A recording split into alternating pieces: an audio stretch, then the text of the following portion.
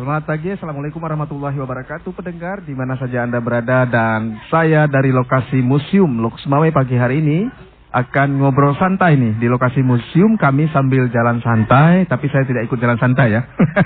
Dengan narasumber di sini karena kita akan ngobrol, ada obrolan sedikit ini akan saya bawakan sampai ke depan sambil menunggu para peserta jalan sehat ya dalam rangka hari ulang tahun Radio Republik Indonesia ke-79 yang nanti akan kami rayakan puncaknya tanggal 11 September 2024. Nah, jadi pagi ini saya bersama beberapa narasumber nih di lokasi Museum Lok Semawe. Dan selain ada jalan sehat pendengar, pagi ini juga ada lomba mewarnai untuk anak-anak tentunya, dan juga nanti ada donor darah di lokasi museum, serta juga ada nanti bagi-bagi hadiah door prize untuk peserta jalan sehat. Oke, jadi saya akan ngobrol dengan narasumber pagi ini dengan sampai dengan 45 menit ke depan lah ya. Yang pertama ada Pak Hadi Iskandar. Saya sapa dulu, Pak Hadi. Assalamualaikum Pak. Waalaikumsalam warahmatullahi wabarakatuh. Selamat pagi Bang Denny. Selamat pagi, ngobrol sehat kita pagi ini. Sehat ya Pak Hadi ya? Alhamdulillah, harus sudah senam tadi, karena sudah tadi sebelumnya senam juga kita ya. Oh, harus segar ya, harus sehat. Karena menjelang pilkada, ini semuanya harus sehat. Jadi bukan hanya sehat hati, juga harus sehat pikiran. Betul. Supaya hasilnya juga harus maksimal. Ya, oke. Nah, jadi ya topiknya tadi saya lupa sebutkan, topik obrolan ini pendengar itu komitmen menjaga netralitas menuju pemilu kada ya, atau pilkada damai. Jadi komitmen menjaga netralitas menuju pilkada damai 2024. Karena nanti kan pilkadanya di November, 2 bulan ya, 2 bulan dari sekarang ya, adalah 2 bulan atau 3 bulan begitu. Nah, selain itu juga ada Pak Zul bersama saya, Pak Zulkifli. Beliau ini Kepala Badan Kesbangpol Lok Semawe. Pak Zul. Assalamualaikum Pak. Ya, Waalaikumsalam warahmatullahi wabarakatuh. Iya, sehat Pak ya, kita sehat walafiat. Mohon maaf mengganggu waktu liburnya hari ini Pak. Enggak apa-apa. Enggak apa-apa ya. Ya, demi bangsa dan negara. Demi bangsa dan negara. Oke. Jadi ada Pak Hadi Iskandar, ada Pak Zulkifli, Kepala Kesbangpol. Nah, Pak Hadi ini, beliau ini titelnya panjang sekali. Jadi saya sebut, tadi saya sapa nama beliau saja. Beliau ini S3. Ada lagi titel di apa? Titel profesi ya kalau sekarang ya, apa itu istilahnya, CPM ya, banyak itu. Pak Hadi panjang sekali Pak Jul. Oke, nah kita ngobrol saja nih, kita obrolannya santai saja Pak pagi ini, karena kita nuansa olahraga ya, nuansa jalan sehat, tadi ada senam, ada lomba mewarnai untuk anak-anak di bawah lokasi museum. Jadi kita obrolan santai saja pagi ini soal komitmen menjaga netralitas Pak. Jadi dari Pak Hadi dulu nih. Ya Pak ya, dari Pak Jul saya awali dari Pak Hadi karena beliau akademisi juga, pakar hukum administrasi negara. Nah, pakar hukum administrasi negara. Jadi dari Universitas Maluku Saleh. Pak, komitmen menuju pilkada ya. Ngomong-ngomong komitmen itu apa sih sebenarnya Pak? Kalau kita bicara, kita kupas komitmennya dulu nih ya. Karena penting, kalau nggak komit gimana mau netral gitu ya. Silakan Pak. Baik, terima kasih nih Bang Denny, Pak Jul. Jadi kalau kita berdiskusi berkaitan dengan komitmen, itu artinya bahwa ada hal yang harus dijaga. Tentu yang dijaga itu kan adalah norma. Jadi norma yang kita jaga itu adalah bukan hanya bicara tentang aturan hukum, regulasi, tapi juga kita bicara tentang norma-norma yang ada, misalnya berkaitan dengan apakah kita bicara tentang norma hukum, bisa juga kita bicara tentang etika ya, juga bisa kita juga bicara tentang budaya, juga kita juga bisa bicara tentang yang namanya agama. Jadi kalau kita menjaga komitmen menjadi patokan, komitmen itu kan kita menjaga patokannya supaya kita semuanya berjalan di atas rel. Jangan nanti rel kereta api ternyata sudah berada di relnya tempat yang berbeda. Kalau itu berarti tidak kita menjaga komitmen yang jelas. Apalagi untuk menjelang proses pilkada ini sesuatu yang berdampak langsung pada masyarakat kita. Kenapa? Karena kita akan memilih kepala daerah yang nanti akan memimpin kita pada satu periode ke depan. Tentu program-programnya harus berada dan sesuai dengan keinginan masyarakat terhadap kemajuan dan kesejahteraan masyarakat itu sendiri. Bang Denny. Oke, itu dari Pak Hadi ya, komitmen menurut versi akademisi. Nah, saya sekarang ke Pak Jul. Pak Jul nih yang lebih ke ASN Pak, karena menjaga netralitas ya. ASN kan perlu menjaga netralitasnya. Nah, komitmen Pak, dijelaskan nih, komitmennya apa Pak? Apa sih komitmen itu gitu ya? Ya, selamat pagi. Assalamualaikum warahmatullahi wabarakatuh. Pak Doktor yang kami hormati, kemudian Mbak Nini, ya. Yang pertama, hari ini saya mengapresiasi kegiatan yang dilaksanakan oleh RRI, ya. Ada jalan sehat, kemudian ada lomba morani. Inilah kita meletak dasar pola pikir anak-anak ke depan nantinya. Ya. Oke, sebentar nih, cek soundnya Pak Zul kenapa ini? Halo? Trouble ya? Oke, lanjut Pak Zul. Lanjut. Ya. Jadi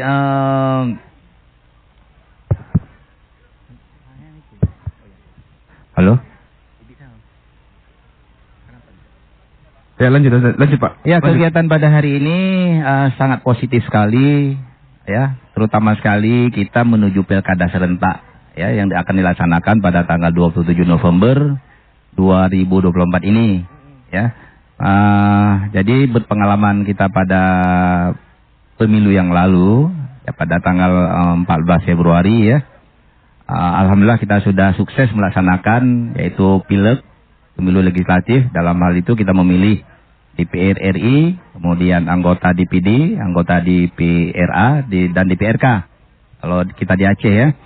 Jadi untuk Lok Sumawwe sendiri partisipasi pemilih hampir mencapai 80%, kurang sedikit. Nah, jadi kita berharap pada pemilu yang akan datang, pada pilkada akan datang tanggal 27 November ini, kita harapkan seluruh masyarakat berbondong-bondong ke TPS untuk memberikan suara. Ya. Karena satu suara itu sangat menentukan untuk kemajuan, terutama sekali Lok Sumawwe dan Aceh ke depan, ya kan? Dalam hal ini kita kalau di Lok Sumawwe sudah ada 4 pasangan calon. Yang pertama pasangan yaitu Bapak Sayuti dengan Bapak Usaini. Kemudian yang kedua Bapak Azhari dengan Bapak Zulkarnain.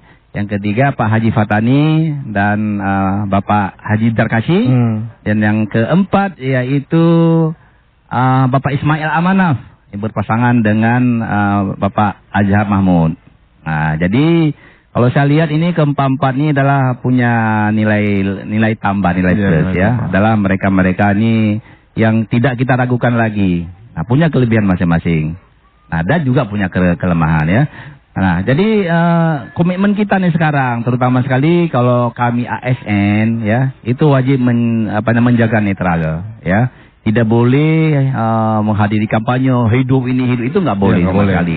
Itu sangat dilarang karena kan itu melanggar aturan ASN sendiri, ya. Nah, walaupun kita bisa memilih, ya, tapi kita itu ada dalam hati masing-masing. Nah, jadi dalam hal ini saya memberikan sebuah pantun nih, ya. Ya, jalan-jalan ke Sunda, ya kan? Jangan lupa beli semangka, ya kan? Mari kita sukseskan pilkada, walaupun pilihan kita berbeda. Nah, jadi itu yang sangat penting. Pilihan siapa aja boleh, ya, tapi keamanan, kenyamanan, ketertiban, persatuan kita harus kita jaga. Ya, jangan sampai gara-gara pilkada itu antara mertua dengan menantu sudah nggak baik-an, sudah bermusuhan, ya kan, karena beda pilihan. Nah, siapa aja? Nah, pada saat kita bertarung ini, jangan saling memfitnah, jangan saling mencaci maki, ya kan, antara satu dengan yang lainnya. Karena yang seperti saya katakan, masing-masing pasangan ini punya kelebihannya, ya kan? Nah, siapapun yang terpilih nanti, kita wajib mendukung. Nah, tidak boleh kita tidak mendukung. Jangan seperti orang pilih kecil di kampung, ya kan? Karena merasa tidak terpilih, dia nggak mau lagi ke Menasa. Hai, wajah anak lu pilih dong, ya kan? Jangan seperti itu. Jadi siapapun yang jadi wali kota nanti, yaitu dia punya visi dan misi untuk membangun Lok Sumawwe yang lebih baik. Nah, terutama sekali dalam meningkatkan PAD, ya kan? Karena PAD Lok Sumawwe kan sudah tahu kita semua sangat-sangat minim sekali. Ya, sekarang hanya 800 miliar. Ya, seharusnya sebuah kota Lok Sumawwe ini punya di atas 1 triliun, ya, baru kita nyaman untuk membangun.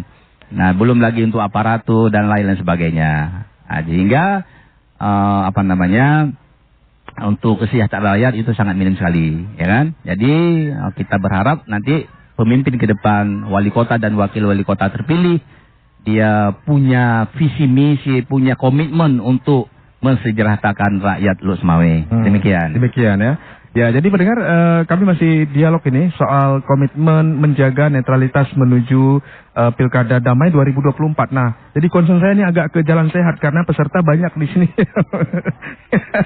Jadi concern kita lebih ke lapangan nih sebenarnya ya. Ada juga lomba mewarnai di sini, banyak anak-anak yang ikut serta meramaikan. Terima kasih yang sudah ikut serta semuanya untuk memeriahkan atau menyemarakkan hari ulang tahun RRI yang ke-79. Jadi sama dengan usia Republik, RRI juga 79, hanya bedanya RRI di bulan September, di tanggal 11, hari ulang tahunnya. Kalau HUT RI itu di bulan Agustus tanggal 17. Jadi barengan, berbeda 1 bulan ya. Oke. Di sini juga ada Flur yang hadir. Mahasiswa kenal semua Pak ya, Pak Adi? Mahasiswa dari mana? Unima, enggak, maksudnya fakultas apa? Isi ini? Oh, komunikasi ya. Oke, terima kasih udah dengarkan ya. Kalau mau nanya boleh, mau nanya? Enggak, oke. Dari ada mahasiswa di sini dan juga mahasiswi dari komunikasi, dari FISIP ya. Oke, nah Pak Adi kita ngobrol lagi tentang pilkada. Pak, ada memperhatikan pilkada selama ini gimana Pak prosesnya nih? Kemarin udah pendaftaran Pak ya. Udah pendaftaran kita sudah sah, artinya 4 calon semua ya. 4 calon Pak ya. 4 kandidat. Ya, mereka sudah mendaftar tapi belum diverifikasi. Nanti diverifikasi baru ditetapkan gitu ya. Bulan 9 Pak Jul ya. Oke. Berarti ada kepastiannya sudah 4 calon lah Luxmau ini yang akan berkontestasi dalam Pilkada 2024. Pak Adi bagaimana melihat ini? Bang Denny, jadi kalau kita lihat bagaimana proses selanjutnya, kita kan tadi bicara komitmen nih. Komitmen ya. Jadi kalau kita bicara komitmen, tentu bicara tentang bagaimana supaya kita semuanya yang memiliki posisi dan jabatan ini dapat melakukan kegiatan yang bersifat netralitas. Jadi netralitas itu kan bukan hanya buat ASN, tapi buat TNI, buat Polri ya juga dalam proses hal itu juga harus dilakukan secara netralitas. Nah, walaupun kita pahami bahwa bicara tentang netralitas itu memang ASN juga punya hak untuk memilih, kan begitu. Artinya dia juga punya hak untuk memilih menentukan punya pilihannya. Hak memilih tapi tidak pula hak untuk memilih itu tapi dibatasi. Artinya bahwa karena dia sebagai aparatur sipil negara tentu dia dibatasi yang tidak dibolehkan oleh undang-undang. Artinya untuk ikut tadi disampaikan, misalnya ikut kampanye, ikut ikut bagian daripada proses politik, memberikan dukungan kepada salah satu calon misalnya dan sebagainya. Nah ini kan hal-hal yang memang tidak dibenarkan di dalam undang-undang ASN itu sendiri, termasuk undang-undang kepemiluan. Ya. Nah oleh karena itu tentu untuk menjaga komitmen ini perlu kita jaga itu bukan hanya jaga oleh 1-2 orang, tetapi harus dijaga secara general, semuanya ikut menjaga. Artinya ada komitmen penuh. Siapa komitmen penuh itu? Makanya tadi saya coba melihat Bang Denny, saya sampaikan mungkin ada 6 alasan kenapa terjadinya pelanggaran netralitas ASN dalam pemilihan. Nah, mungkin yang pertama saya sampaikan. Yang pertama adalah biasanya itu digunakan di dalam pemilihan sebagai tukar guling untuk mencari promosi jabatan. Bisa jadi kan begitu ya, karena ada agen itu akhirnya memberikan dukungan sehingga tidak netral ya, misalnya gitu ya. Itu yang pertama. Yang kedua bisa jadi adanya intimidasi atau tekanan dari pihak-pihak tertentu yang merasa kuat, sehingga bisa saja menekan ASN untuk supaya bisa menguntungkan mereka kan begitu ya.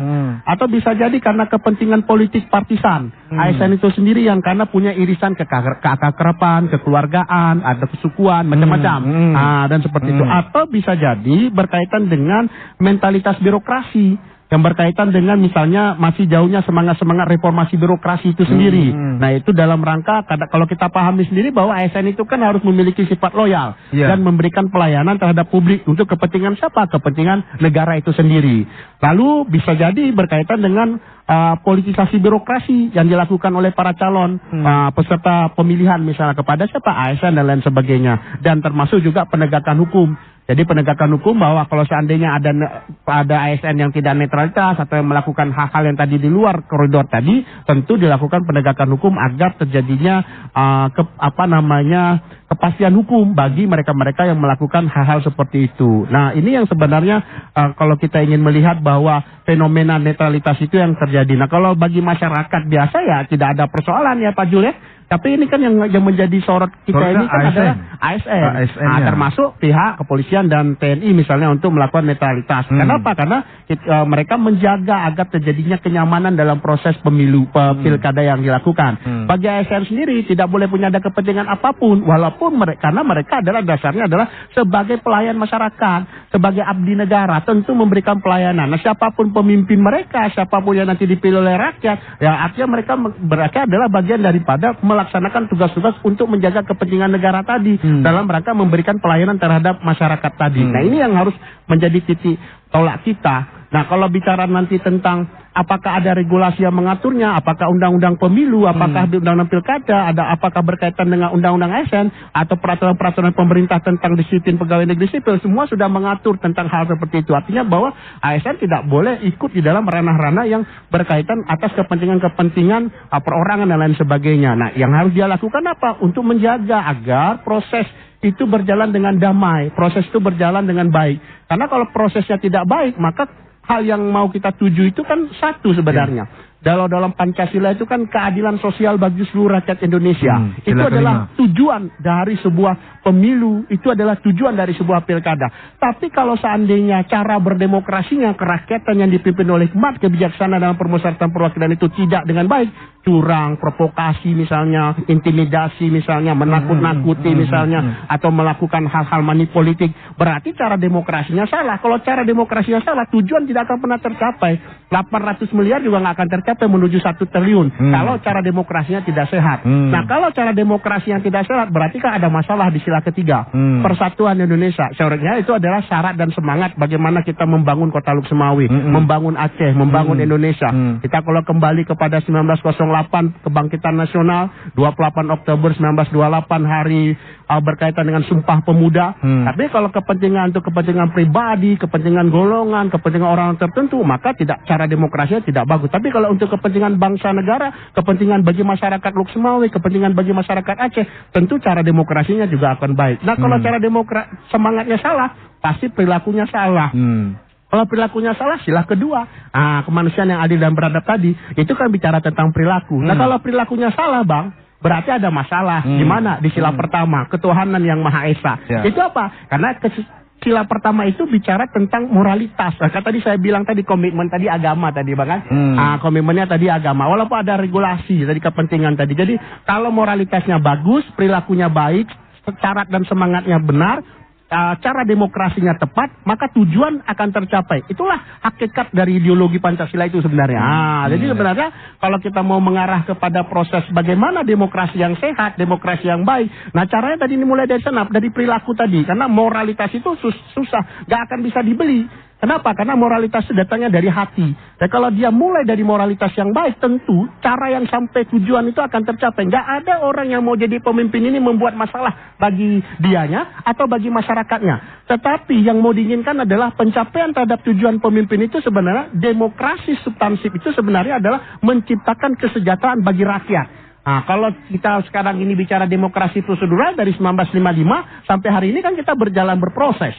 Nah, berproses itu bukan berarti proses habis jabatan dipilih, tetapi apa yang sudah diberikan oleh para pemimpin kita hari ini, oleh para pejabat-pejabat yang menjabat di tingkat baik itu di provinsi maupun di kabupaten kota. Kira-kira mereka sudah memberikan apa bagi kesejahteraan masyarakat di Aceh atau bagi masyarakat yang ada di Kota Luk Semawi ini sendiri? Itu yang harus digarisbawahi, Bang.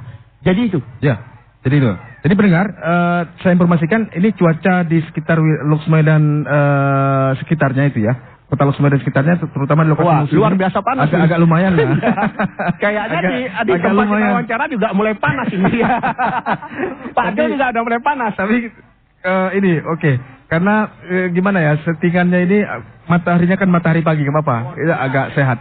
Karena kita nggak lama-lama. Nanti sebentar lagi kita close untuk perbincangan ini. Dan fokus kita memang untuk jalan sehat ini pagi ini.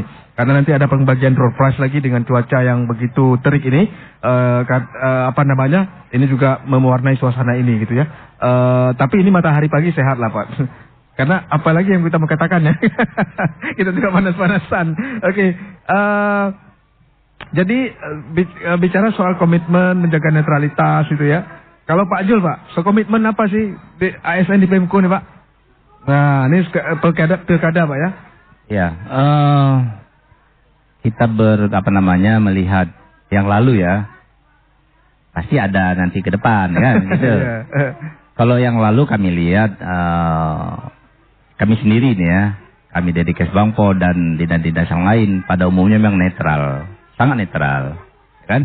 Cuman di masyarakat kita, untungnya kali ini tidak ada petahana. Karena kan gini, untuk membuktikan dia tidak netral, kan memang agak susah ya. Agak susah memang kita ini. Karena bisa diam-diam, bisa terang-terang sedikit gitu. Namun pada umumnya kami sendiri, apalagi di media sosial, melalui pemerintah menyampaikan bahwa ASN di Losmaya itu harus netral. Nah, begitu juga dalam pilkada ke depan nanti. Karena seperti yang saya katakan bahwa keempat calon ini adalah calon terbaik. Ya. Nah, tergantung siapa yang mereka kita pilih. Nah, itu yang sangat penting. Di antara 4 itu pasti memang ada satu pilihan, ya kan? Sayuti, ada Pak Sayuti, ada Pak Ismail, Pak Azhari dan Pak Fatani. Nah, itu. Azhari satunya Fatani. Dan keempat orang sudah kita kenal itu. Ya, orang-orang baik, orang-orang the best di Losmaya, ya. Jadi kita harapkan kepada masyarakat, kita semua bahkan ya, yang sudah punya hak pilih. Karena yang sudah punya hak pilih ini termasuk TNI Polri yang sudah pensiun. Iya, sudah pensiun. Dia berhak memilih, ya kan? Punya hak pilih. Karena eventnya padat nih Pak, di bulan September nih kita ada PON. Nah, ya PON. Pekan Olahraga Nasional, kita juga sedang tuan rumah nih. Di Aceh Utara masih berlangsung para motor ya. Para motor nanti dilanjut dengan para layang. Terus nanti di Losmaya juga akan ada beberapa agenda kegiatan untuk memeriahkan PON yang sedang dirancang. Semoga jadi ya, sedang dirancang dan semoga jadi dilaksanakan untuk menyemarakkan PON. Iya betul. Ya, informasinya ini Pak. Tapi belum tahu ini sedang dirancang acaranya dan juga Aceh kita udah dapat 2 emas hari ini. Sampai kemarin 2 emas, alhamdulillah ya. Sudah ada di peringkat ketiga klasemen sementara perolehan medali. Riau masih di atas dengan 4 emas sampai kemarin. Kemudian nomor 2 DKI. Kalau sekarang DKJ ya. Daerah khusus Jakarta kalau sekarang ya. DKJ. Karena itu mereka 3 emas. Jadi Aceh sudah 2 emas, sudah 1 perak. Itu dipersembahkan oleh cabang para motor Pak sampai kemarin. Di cabang para motor. Di Aceh Utara 2 emas itu. Kedua emas itu di cabur para motor dan peraknya juga di cabur para motor. Nah, ini informasi yang kita lagi ada suasana PON di Aceh ini. Ya, di 10 kabupaten kota kalau tidak salah. 10 kabupaten kota ada venue pertandingan PON. Nah, setelah PON nanti kita lanjut ke pilkada ya. Padat kemarin HUT RI, PON, terus nanti di depan pilkada nih. Nah, ini juga Aceh harus bisa melaksanakan bagaimana PON bisa berjalan lancar, tamu juga bisa nyaman, puas mereka berada di Aceh gitu ya. Dan kemarin saya dapat info dari teman di souvenir yang di Ulemaden Pak. Habis. Mereka sudah diorder 1000 unit tas. Nah, untuk souvenir PON. Jadi alhamdulillah ya, souvenir itu ternyata juga banyak diorder. UMKM mereka sudah diorder 1000 unit tas untuk dipesan menjadi souvenir PON. Tas untuk atlet Pak, untuk atlet, untuk ofisial dan lain sebagainya. Jadi ada bordiran PON, ada bordiran khas Acehnya. Itu 1000 unit sudah dipesan. Itu sedang diorder pagi, siang, malam tuh. Saya dikabari kemarin gitu. Jadi ini suasananya berbarengan. Nah, pagi ini kita juga jalan sehat dalam rangka HUT RRI ya. Kami orang RRI sendiri terfokus nih Pak. Bukan terfokus, istilahnya terbagi pemikirannya. Jadi harus meliput PON, juga harus merayakan ulang tahun RRI-nya gitu. Jadi kami terbagi juga pemikiran nih karena ada tugas meliput PON. Saya nanti sendiri itu insya Allah ke Aceh Timur meliput sepak takraw di sana tanggal 7 Pak mulainya, tanggal 7. Nah di bandara sudah ada teman yang meliput Jadi seluruh Aceh kami juga bertugas Pak untuk meliput PON ini. Nah, pilkada juga nanti seperti itu. Ya. Oke, lanjut soal pilkada Pak sedikit lagi. Mungkin Pak Jul, memang sulit untuk membuktikan atau melihat dia ini netral atau tidak.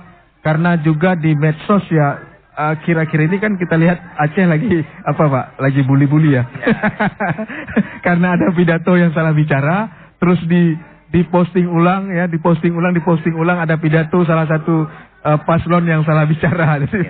Jadi di Aceh juga agak gesekannya sepertinya kalau di medsos saya perhatikan agak panas lah antara pendukung ini dengan pendukung ini, itu hanya salah bicara. Nanti yang di seberang bicara, makanya kalau pidato jangan sembarangan, pakai teks, pakai tulisan agar tidak salah bicara dan lain sebagainya. Jadi itu dinamika menjelang pilkada ini. Tapi kalau Lok Semawe agak soft sepertinya Pak. Ya. Pak Jul, bagaimana? Ya, baik ya. Memang kita ini menjadi tuan rumah pertama nih, pelaksanaan PON ya kan. Bukan medalinya sebenarnya yang penting ya kan, tapi bagaimana menciptakan silaturahmi bersama anak bangsa ini. Kita jadilah tuan rumah yang baik ya kan. Jadi siapapun yang datang ke Aceh, terutama sekali bahwa dilihat Aceh adalah serambi Mekahnya itu nampak ya kan, karena kita memang titel itu jangan sampai hilang ya kan. Nah, begitu juga dalam pilkada ini ya kan. Memang ada salah bicara, tapi yang paling penting yang ingin saya sampaikan bahwa siapapun dia jangan pernah kita mencela orang lain, apalagi dengan kata-kata kasar, dengan membuli ya kan. Namanya manusia kan punya salah, punya khilaf ya kan. Nah, kita sendiri juga dalam berbicara atau bertindak pasti sering salah. Jadi yang paling penting itu. Nah, jadi apakah Mualim nanti akan terpilih atau juga Pak Bustami ya kan? Ya itulah pemimpin kita yang akan membawa Aceh ke depan yang lebih baik. Mereka semua putra-putra terbaik bangsa. Pernah berbuat untuk Aceh ya, pernah berjuang untuk Aceh, walaupun mungkin jalan perjuangannya beda-beda gitu. Iya, Mualim punya kelebihan. Pak Bustami juga punya kelebihan. Ya kan, sama-sama. Punya kekurangan juga. Punya kekurangan. Tentu saja kita punya kekurangan. Ini juga perlu kita sampaikan ke masyarakat, jangan saling bully. Kita lagi ada tamu ini di Aceh. Nanti dibaca oleh tamu kan gimana kita? Karena orang menilai kita ya kan. Iya, menilai kita. Apakah Aceh seperti ini? Iya. Ya, sementara kita masyarakat yang sangat agamis, gitu kan, yang penuh sopan santun. Nah, itu yang kita kita sampaikan kepada masyarakat Indonesia terutama sekali, karena yang hadir ke Aceh ini adalah seluruh Indonesia ya kan. Seluruh Indonesia. Medali itu penting, tapi silaturahmi itu lebih penting. Itulah namanya pekan olahraga untuk menjalin silaturahmi, sportivitas. Ya. Jadi saya pikir dalam pilkada ini yang tidak lama lagi ya kan, tanggal 22 nanti adalah penetapan calon. Itu baru sah calon. Nah, tapi dari hasil yang sudah disampaikan oleh KIP, keempat calon ini adalah memenuhi syarat. Nah, syaratnya sudah lengkap, tinggal penetapan nanti pada tanggal 22 September dan tanggal 25 November sudah mulai kampanye. Nah, jadi terutama 25 November Pak ya? 25 September. 25 September sampai 27 November. Nah, itu masa kampanye lah itu ya. Masa tahapan ini pertama penetapan calon nanti. Habis itu kampanye. Baru tanggal 27 November nanti baru pencoblosan. Terutama sekali kalau milenial ya kan, harus memberikan apresiasi atau berbondong-bondong ke TPS untuk memberikan suara. Iya, milenial ini paling banyak Pak informasinya pemilihnya nih Pak. Iya, betul. Hampir 50% mereka menguasai usia 17 tahun plus. Iya. Mereka, yang sekarang itu pemilu kemarin 50% lebih Pak mereka pemilihnya. Betul. Pilkada mungkin juga gitu ya. Ini tugas Pak Hadi mengatakan di kampus-kampus, karena kampus banyak pemilih-pemilih pemula nanti. SMA, kampus. Nah itu pemilih pemula. Jangan jadi golput ya. Dicerdaskan Pak. Jangan golput. Jangan bangga lah. Kok pilih? Ada yang pilih lagi sih. Jangan seperti itu ya kan. Karena apabila kesempatan itu tidak kita gunakan, maka akan digunakan oleh orang lain untuk memilih calon yang salah nantinya. Nah, makanya ini kita seperti ada bonus demografi untuk pemilih pemula. Dan generasi milenial Gen Z ini sudah mulai beranjak usia kerja, usia produktif Pak ya. Makanya Mualim juga kemarin dalam pidatonya maksudnya itu mengatasi mereka ini. Karena mereka ke depan akan membludak jumlahnya gitu. Betul. Kalau mereka sudah usia kerja, selesai kuliah, lapangan kerja tidak ada, ini bagaimana? Kan terjadi pengangguran begitu besar. Gitu. Ini memang yang sama-sama harus diatasi oleh pemimpin nanti siapapun yang terpilih. Karena Gen Z ini sudah bonus demografi, mereka tahap per tahap beranjak ke usia produktif atau usia kerja, walaupun sekarang masih sedang kuliah. Tapi harus siap-siap karena nanti mereka selesai kuliah itu harus butuh lapangan pekerjaan dan lain sebagainya. Ini yang harus dipikirkan oleh pemimpin ke depan. Nggak boleh dibiarkan ini Pak. Ini kan mereka datanya 50% lebih. Iya betul. Usia mereka ini. Bagaimana kalau nggak disiapkan dari sekarang itu lapangan pekerjaan atau tidak di-manage? Jadi pengangguran semua Pak. Ya mungkin dapat saya sampaikan ya. Semuanya juga begitu Pak kan? Setiap tahun mahasiswa yang menamatkan ini yang jadi sarjana itu mungkin puluhan ribu ya. 2.000 mungkin mencapai 50 ribuan Pak. 50 ribuan. 50 ribuan. Jadi yang paling penting ini kita jangan hanya mengharap lapangan kerja, tapi bagaimana juga kita menciptakan lapangan kerja. Apalagi sekarang dengan medsos ini kan dengan mudah. Ya, ekonomi kreatif. Bisa ekonomi kreatif, bisa jual online dan lain sebagainya. Itu adalah pendapatan semua. Iya betul. Tapi kan mereka tidak bisa kita biarkan sendirian berjalan Pak. Iya. Jadi pemerintah harus mensupervisi. Harus supervisi mereka. Agar mereka bagaimana bisa mencari pendapatan gitu ya untuk lapangan kerjaan baru melalui sarana-sarana ekonomi kreatif ini Pak. Iya. Nah itu seperti itu. Nah sekarang memang lagi ada lowongan dibuka CPNS untuk jutaan calon pegawai negeri sipil. Ini sedang dibuka, sedang dibuka lowongan. Tapi masalahnya tidak semua tertampung dalam CPNS. Itu. Dalam ASN itu tidak semua ditampung walaupun dibukanya banyak seluruh Indonesia, tapi ASN itu adalah orang-orang pilihan, gitu ya. Betul Pak. Bangga jadi ASN Pak ya. Nah, kalau PNS sendiri orang-orang kan terpilih. Ya, ini semua bisa jadi ASN. Kalau gitu. PNS ini kan umum dibukanya umum ini. Dibuka kecuali yang P3K. P3K yang diutamakan adalah mereka-mereka yang honorer yang sudah tercatat. Di database di Jakarta. Tapi ke depan juga akan dibuka untuk umum Pak. Dibuka untuk umum. Ketika selesai honorer ini, P3K juga akan dibuka untuk umum. Akan dilepas untuk umum juga. Tapi kalau di luar negeri saya lihat ya kan, sangat sedikit orang ingin jadi PNS. Ya. Di luar negeri Pak ya? Di luar negeri. Mereka ingin berwirausaha sendiri. Karena itu lebih menjanjikan. Dan nggak ada yang ngatur. Karena mereka ngatur sendiri. Tidak jadi apa istilahnya, tanda kutip. Budak korporat, tanda kutip. Mereka nggak mau berpikiran seperti itu mindsetnya. Kalau di kita malah itu idaman. Jadi ASN itu idaman Pak, profesi idaman. Kembali kita dengan luar negeri ya. Jadi itu. Jadi betul Pak kata Pak Zul, anak-anak muda ini jangan berpikir lapangan kerja, tapi bagaimana kita ciptakan pekerjaan. Nah, coba mari kita menciptakan lapangan kerja. Apalagi dengan kan peluang terbuka lebar, ya kan? Dengan kita memang harus menguasai media dulu yang pertama sekali, ya kan? Kemudian seperti ini kita lihat nih UMKM kita nih, kuliner kita luar biasa pesatnya. Makanya kita berharap di Aceh ini harus banyak event, dengan banyak event. Itu saya setuju Pak. Dengan harus banyak event, terutama sekali event-event yang berskala nasional. Betul Pak. Event daerah, event nasional harus ada di daerah ini. Kenapa? Dengan adanya event, kita bukan tujuan untuk hura-hura sebenarnya. Ini perlu kita jelaskan Pak ke masyarakat. Jangan nanti dipikir event ini udah melanggar syariat, ini udah hura-hura. Bukan seperti itu. Dilaksanakan event sebenarnya itu agar menggairahkan orang jualan jagung bakar, jualan jagung rebus, kacang rebus. Mereka bisa laku Pak. Semua bisa laku. Dengan adanya acara, dengan adanya event, maka mereka bisa jualan. Pemerintah nggak perlu kasih bantuan Pak. Cuman membuat event saja. Mereka sudah hidup gitu. Ini saya setuju dengan Pak Jul. Harus banyak event.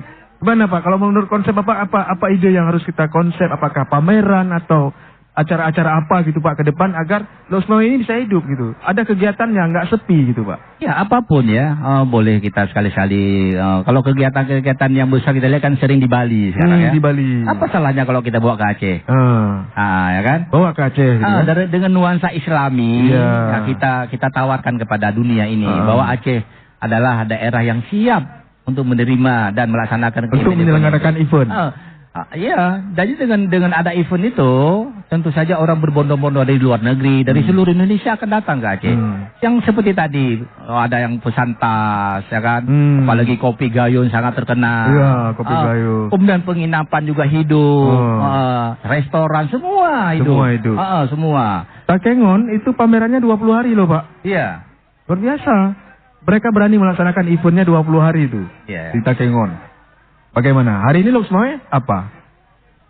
Insya Allah ya kan. Lok Sumawe juga lagi berbenah. Iya berbenah, benar Pak. Jadi makanya saya setuju tadi kata pernyataan Pak Jul, harus ada event. Minimal kita mulai event daerah dulu. Nanti pusat akan melihat, mereka sukses, mereka bisa. Kalau kita tidak menyelenggarakan event, bagaimana mereka bisa ngasih kita event nasional gitu. Makanya event daerah dulu yang harus kita bangun. Kita ajak swasta, ayo. IO atau bagaimana itu, ayo. Kita bisa buat apa nih di Lok Sumawe? Itu Pak Jul. Jadi event-event ini perlu ya Pak, apalagi seperti PON ya. Kemudian tahun yang lalu Lok Sumawe adalah tuan rumah launching bendera merah putih. Bendera merah putih. Jadi itu seluruh Indonesia mereka datang. Terutama sekali Kepala Badan Kes Lampau seluruh Indonesia hadir ke Lok Sumawe. Jadi itu hidup UKM-UKM kita. Saya baca kemarin di Ken apa tuh kepanjangannya? Event nasional ya apa? Yang punya di Kementerian Pariwisata Pak. Disingkat dengan Ken. Iya. Ken 2024. Aceh hanya dapat 3 event Pak. Kan kasihan. Dari semua provinsi Aceh hanya dapat 3 event. Karena kenapa? Mereka mungkin menilai Aceh ini belum bisa menyelenggarakan event gitu. Jadi kita hanya diberi 3. Sayang sekali Pak. 3 event Pak. Ya mudah-mudahan ke depan bukan 3, 30. 30 Pak. Tambah 0 Pak ya. Apalagi dengan hadir Pak Dokter ya kan, Pak Adi. Oke Pak Adi, ini bicara Gen Z Pak. Bagaimana kampus menilai ini Pak? Lapangan kerja nanti akan bonus nih. Ada bonus demografi ke depan. Mereka-mereka ini selesai kuliah nih, membludak. Jumlahnya lebih 50% loh Pak. Lebih 50% dari jumlah penduduk. Oke Pak, silakan Pak. Baik, menyambung dari Pak Jul ya. Jadi kita kan kembali ke pilkada sejenak Bang. Jadi kan gini, konsepnya yang kita harapkan itu bukan hanya kita membuat event saja, tapi apakah juga kita siap untuk menerima event itu. Itu yang harus menjadi catatan penting. Artinya selain event tetap kita ada event-event mau event nasional, event-event yang daerah, akan tetapi kesiapan masyarakat dan kesiapan pemerintah daerah dalam menerima itu. Apakah nanti dalam hal persiapan kita menerima itu berkaitan dengan penginapan, apakah juga nanti berkaitan dengan penyediaan transportasi dan lain sebagainya. Kenapa? Karena bukan hanya menerima dan datang, tetapi ini juga memberi kesan bagi orang yang datang. Dan sampai nanti orang yang datang itu hanya datang sekali dan tidak datang lagi dan tidak memberikan efek yang baik. Kenapa? Karena termasuk juga penyediaan kuliner dan sebagainya. Artinya juga masyarakat dengan event-event seperti ini bukan berarti menganggap bahwa ada kegiatan PON misalnya kapan lagi. Bukan kapan laginya itu Pak Jul ya. Kenapa? Karena kita harus siap. Jadi kita juga dalam memberikan pembiayaan itu juga harus sesuai dengan net. Artinya jangan sampai nanti penyediaan kendaraan misalnya sewa kendaraan atau penginapan dinaikkan 2-3 kali penginapannya dari hal yang biasa.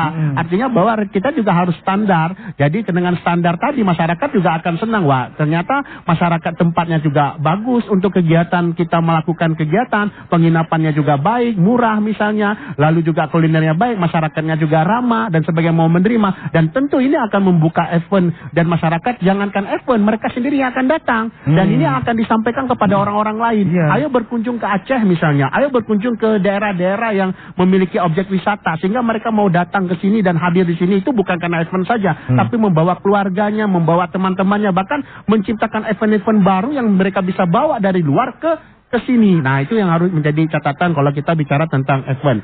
Tentu kalau untuk bicara selanjutnya Bang, terakhir mungkin ya. Karena kalau kita bicara tentang janji-janji kampanye, tentu kan juga harus dibungkus dengan baik supaya menjadi lebih bagus dalam hal penyampaian nantinya. Artinya bahwa dalam proses pelaksanaan pilkada dan seterusnya itu siapapun dia tim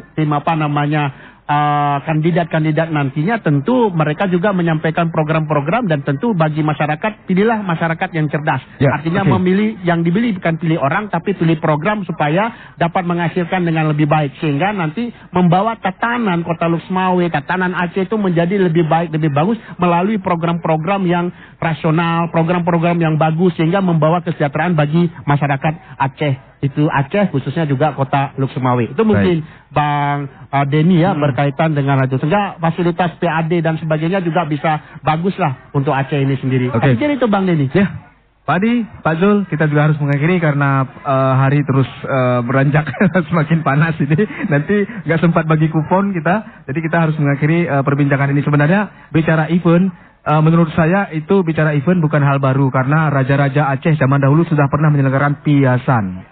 Namanya piasan bahasa Aceh. Jadi event itu bukan hal yang baru, hanya saja sekarang sudah tidak terselenggara lagi piasan-piasan seperti itu. Dulu ada pernah piasan Pase dulu Pak, pernah ada. Ya, sekarang sudah hilang itu. Oke.